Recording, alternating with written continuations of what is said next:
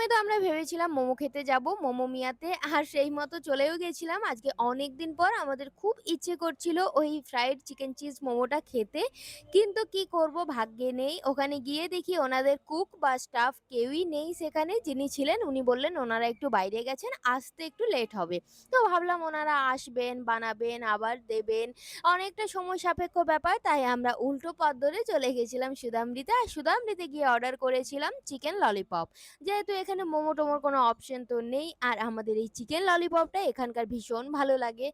যেহেতু আমরা টিফিনও করে এসেছিলাম, তাই আর মেইন কোর্সের দিকে এগোইনি, স্টার্টারেই আটকে ছিলাম। আর স্টার্টারে আমাদের এই চিকেন ললিপপ ছাড়া আমরা আর অন্য কোনো অপশন দেখতে পাই না। কারণ চিকেন ললিপপটা এখানের এতই সুন্দর যে একটা জুসি এবং ড্রাই, দুটোর মধ্যে ব্যালেন্সটা খুব সুন্দর মেইনটেইন হয়। আর খেতে, খেতে আমরা রাজ্যের পিএনপিসি এখানে বসে, বসে করি।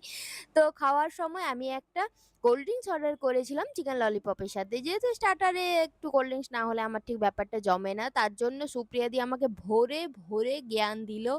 আর তার পরিণাম হচ্ছে এটা, তারপর নিজেও কাস্তে, কাস্তে একটা আইসক্রিম অর্ডার করে খেয়ে নিল। এরকমই আমাদের ইনস্ট্যান্ট প্ল্যানগুলো ভীষণ ভালো এক্সিকিউট হয়।